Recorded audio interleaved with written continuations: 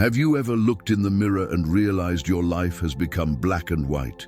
You wake up, you work, you come back, you sleep, and the brightness that once moved you is now just a distant dot, until a quiet, firm voice whispers, "Enough."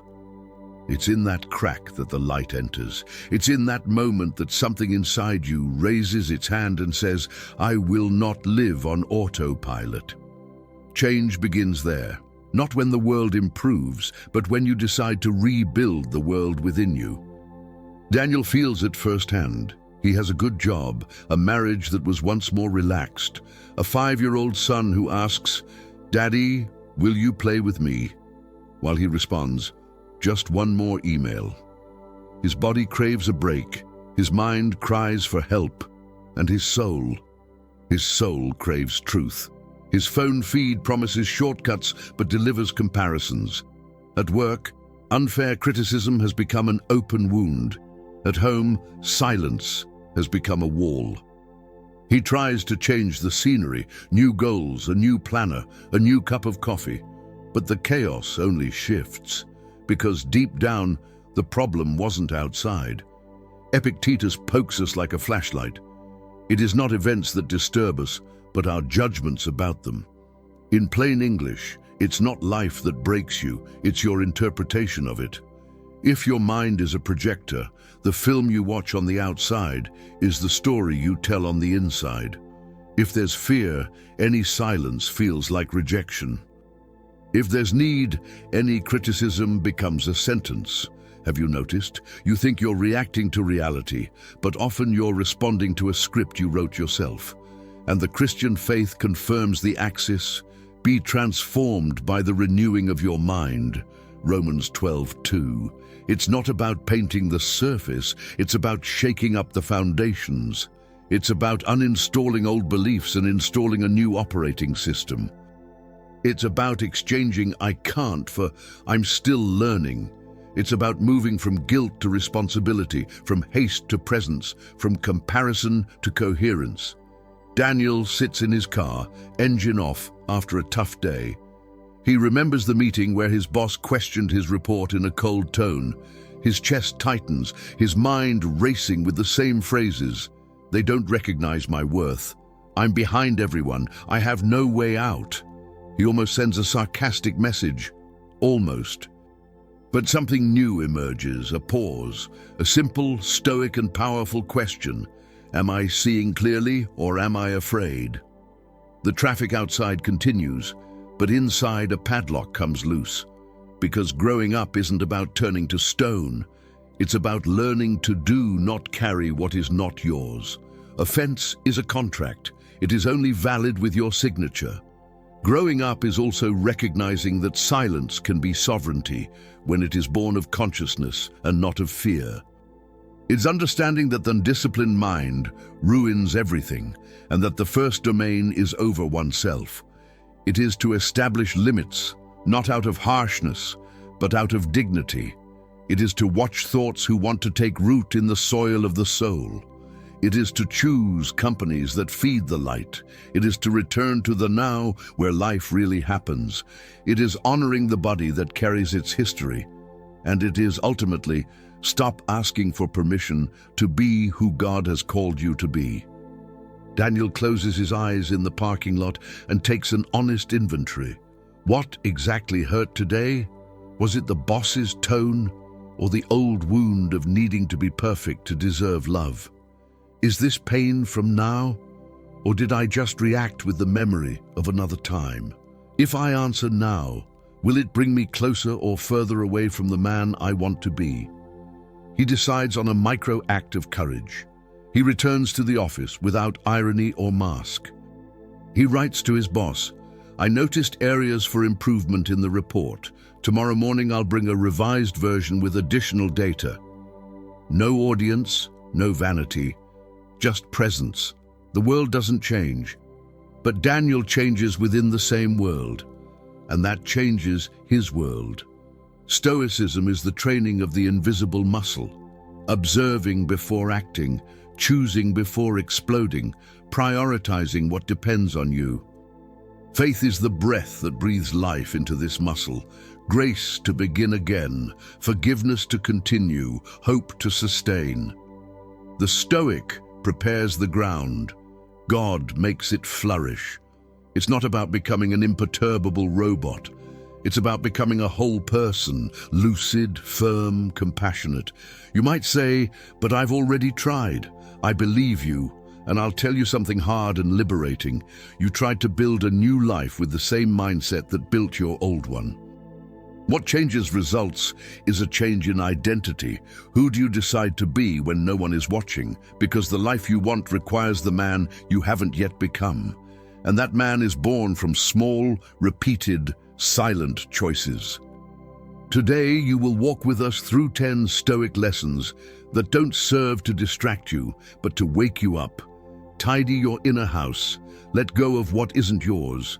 Practice strategic silence, master impulse, set boundaries, prune thoughts, choose environments, return to the present, honor your body, and live without asking permission. These aren't slogans, they're bricks. Bricks build walls, walls protect temples, and your life is a temple. In the meantime, do a simple and real exercise.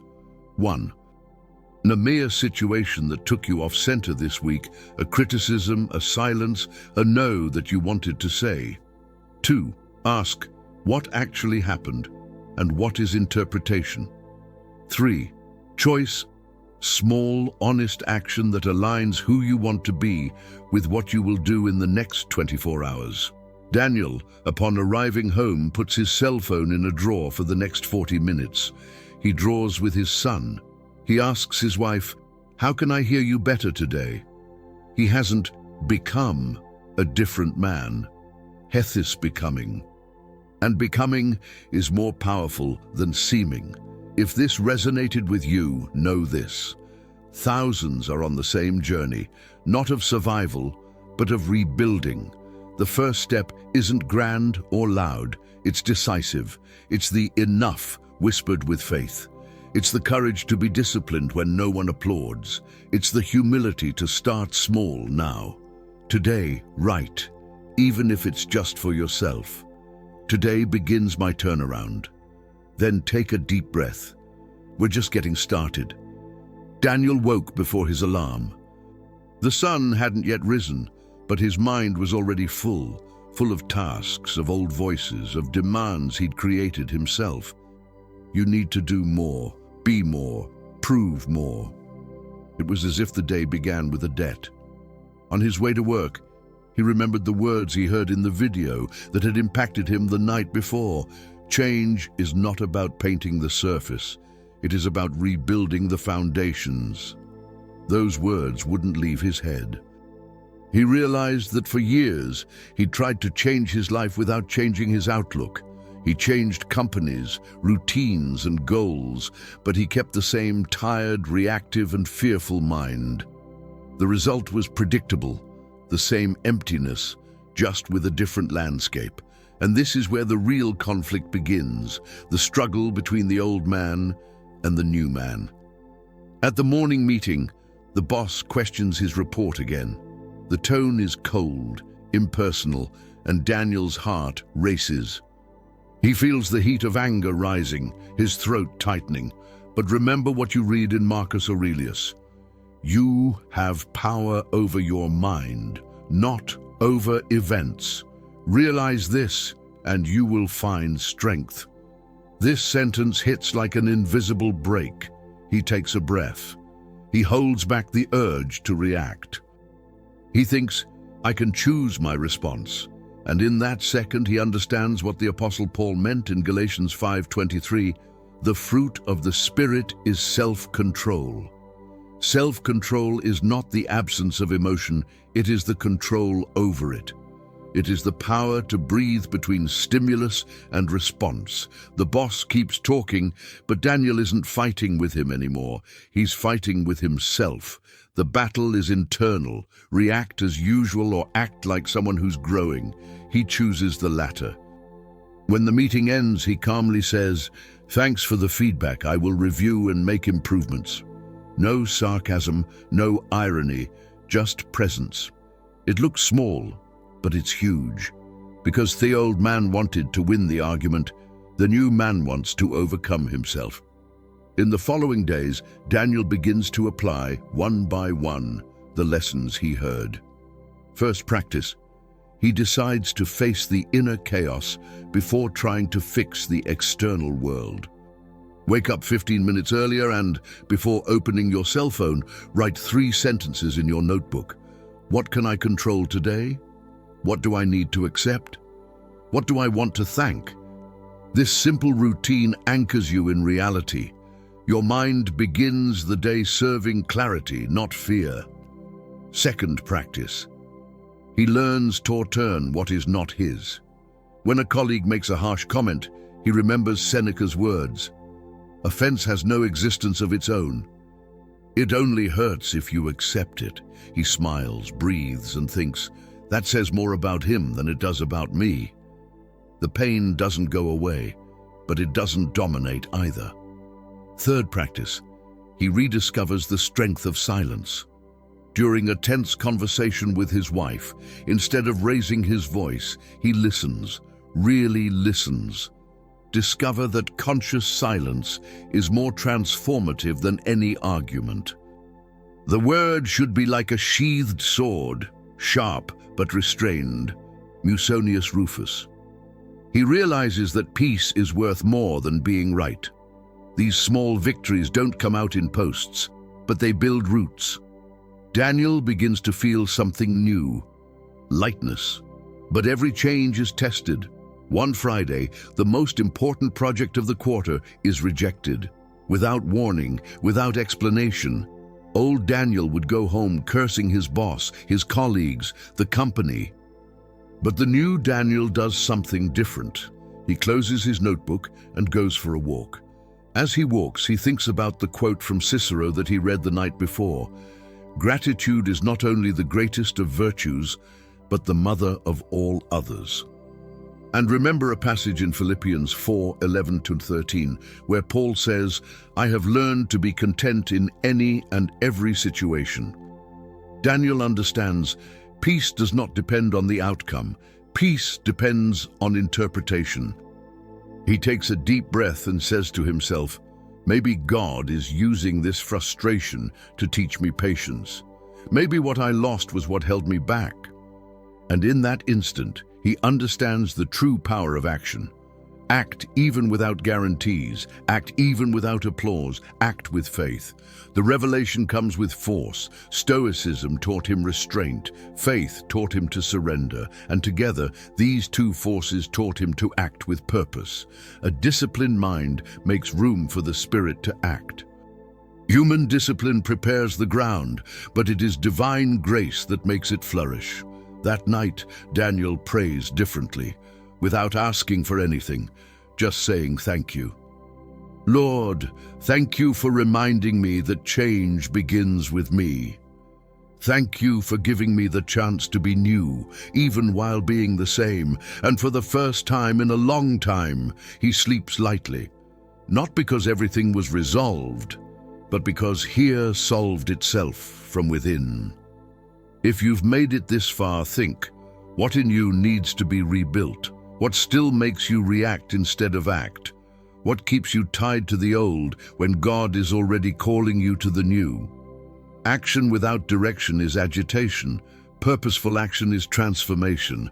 And maybe, like Daniel, what you need today is not more strength but more clarity.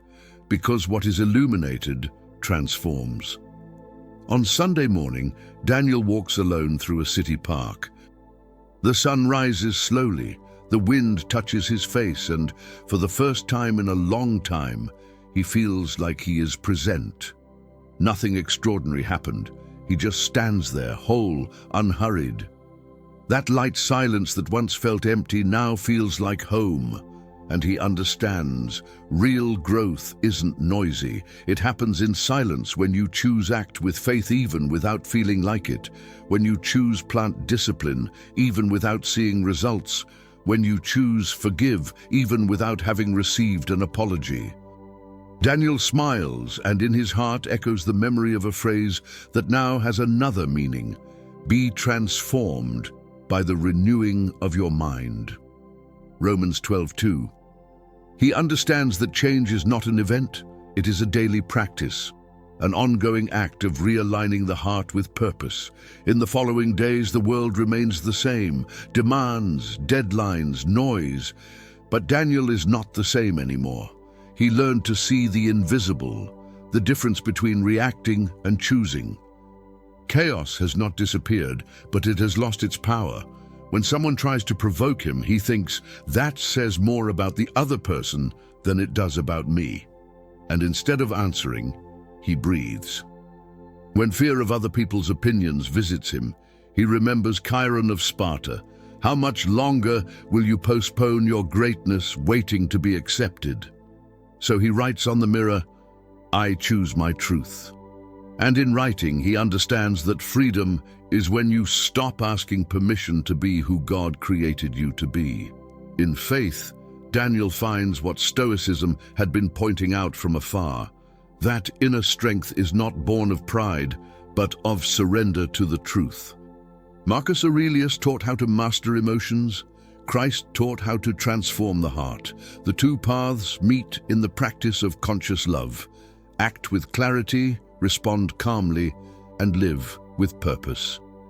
Daniel's transformation is not magical, it is progressive. He still feels fear, he still makes mistakes, he still gets angry, but now know what to do with it. When fear arrives, it doesn't run away, it observes. When a mistake appears, he doesn't blame himself, he learns. When anger tries to take over, he prays, because he understood that growing up is choosing the right answer, even when the impulse screams. Challenge for the next 24 hours. 1. Observe a real trigger, something that would normally steal your peace, a criticism, a delay, a comment. 2. Breathe before you act. Don't react. Ask, does this bring me closer or further away from where I want to be? 3. Choose a different action. A calm response, an intentional silence, an attitude of faith. And at the end of the day, write on a piece of paper, today I was guided by conscience, not impulse. This simple act is a brick in the reconstruction of your life. Daniel ends the day sitting on the sofa. The wife lies next to him. The son sleeps in the room. He looks up at the ceiling and mutters a short but sincere prayer. Lord, thank you. Because while I was trying to change the world, you were teaching me to change my heart. And at that moment, the penny drops. The true power of action is not in how much you do, but in how much you do with purpose. Stoic discipline prepares the ground. The Christian faith makes the soul flourish. If this resonated with you, subscribe and join us. Like and activate the bell so you'll be notified every time a new video is released. And watch the video I'll leave at the end of this video. Together, we form a community of people who choose to grow, inwardly first. Now in the comments, answer, what change do you need to start today? And remember, Stoic wisdom teaches you to master the mind. The Christian faith teaches you to give your heart. And together they remind you, self-control is the beginning of freedom, and faith is the path that sustains it.